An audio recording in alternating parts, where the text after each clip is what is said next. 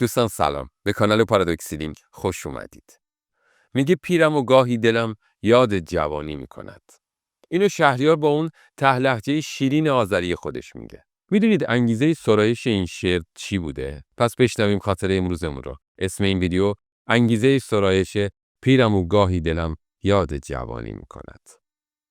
استاد شهریار و انگیزه سرایش شعر پیرم و گاهی دلم یاد جوانی می کند.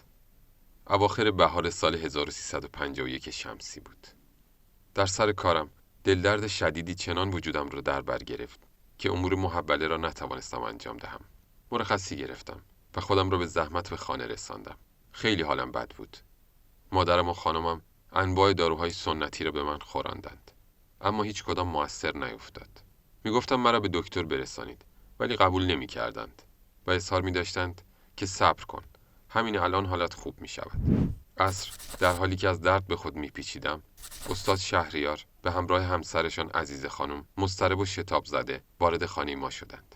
پس از احوال پرسی استاد فرمودند به بانک تلفن کردم، گفتند که مریض بودی و مرخصی گرفتی و رفتی. بغضم ترکید. گریه کردم. استاد گوشی تلفن رو برداشتند و به دکتر دادگر مریضی مرا اطلاع دادند و آدرس خانه ما را با آقای دکتر گفتند. نیم ساعت بعد دکتر دادگر، یکی از بهترین پزشکان تبریز در آن زمان، در بالینم بود.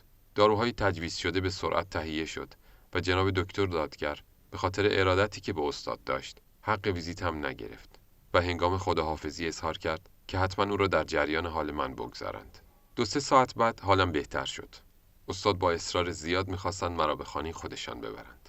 خانم و مادرم راضی به رفتنم نبودند، اما وقتی پافشاری استاد را دیدند چیزی نگفتند. مدتی پیش از آن مادرم شبی پدرم را در خواب دیده بود که دستهایش را به هم حلقه زده و به مادرم میگوید که به بیوک آقا بگو که چیزی که در دستم میبینی مرغ بهشت است، مبادا از دستش برهاند. و مادرم مرغ بهشتی را به استاد شهریار تعبیر کرده بود. بالاخره مادر و خانمم راضی شدند که من به همراه استاد و خانمشان به منزلشان بروم. خانه استاد خیلی به ما نزدیک بود. موقع خرید خانه استاد سعی کرده بودم که خانه ایشان به ما نزدیک باشد. خلاصه به خانه استاد رسیدیم. بعد از چند ساعت هرچه اصرار کردم که برگردم، استاد اجازه ندادند. شب را در اتاق استاد خوابیدم. اما هر کاری کردم خوابم نگرفت. استاد لامپ را روشن کردند و چراغ نفتی شاعرانه‌شان را آتش زدند. هرچه تقلا کردم خوابم نگرفت. تقریبا نیمه های شب بود که مشاهده کردم استاد سجاده خودشان را گستردند و در حال نماز هستند و آهسته دعا می‌خوانند. تا صبح همین وضعیت ادامه یافت. شعر خواجه شیراز به یادم آمد. هر گنج سعادت که خدا داده به حافظ، از یمن دعای سحر و ورد شبی بود. نزدیکی های صبح قلم و کاغذ به دست گرفتند و در حالی که به آرامی می‌گریستند شروع به نوشتن کردند. لحظاتی مانده به سر زدن آفتاب به رخت خوابشان رفتند و خوابیدند. من بلند شدم که بروم. خانم استاد در اتاق دیگر بیدار بود. مانع رفتنم شد، ولی کار بانک را بهانه قرار دادم و به طرف خانه رفتم و تا عصر حسابی استراحت کردم و عصر مجددا به خدمت استاد بازگشتم. وقتی گفتم که استاد دیشب بیدار بودم، شما شعری ساختید و خوابیدید، گفتند که درست است، این شعر رو بگیر و به آقای منوچهر مرتضوی برسان. نوای نای شکسته. پیرم و گاهی دلم یاد جوانی می کند. بلبل شوقم هوای نغمه خوانی می کند. همتم تا می رود ساز غزل گیرد به دست، طاقتم اظهار عجز و ناتوانی می کند.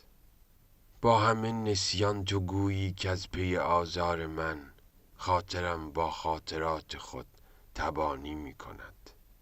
سالها شد رفته دمسازم ز دست، سالها شد رفته دمسازم ز دست، اما هنوز در درونم زنده است و زندگانی می کند. سرخیم گاهی به رخ تا به شراب شوق نیست، سیلی غم روی زردم ارغوانی می کند. مرتع عشق و غزال من نماند، اما هنوز ماه می بینم که با انجم شبانی می کند.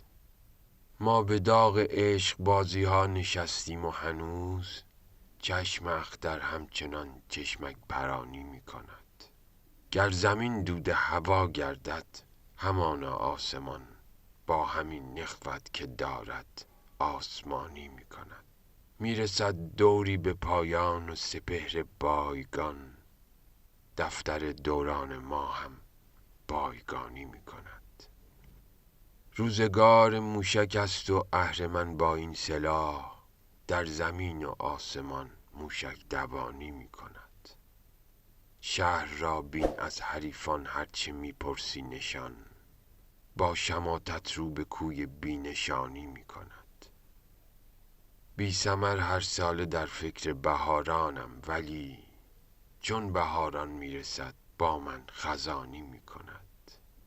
از عصا دیگر کمان زه کردنم بی خود نبود، آسمان بالای چون تیرم کمانی می کند. دور اکبرخانی ما طی شد اکنون یک دهن، از اجل بشنو که با ما شمرخوانی می کند. طفل بودم دزدکی پیر و علیلم ساختند، آنچه با ما می کند گردون نهانی می کند. آنچه با ما می کند گردون نهانی می کند.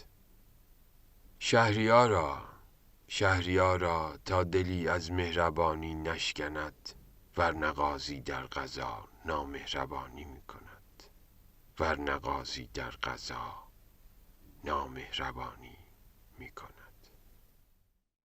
دوستان در اینجا به پایان این ویدیو خاطره میرسیم. ما رو ببینید و بشنوید. تا یک ویدیو و یک خاطره دیگه شما رو به خدای بزرگ میسپاریم. وقتتون بخیر و با امید دیدار.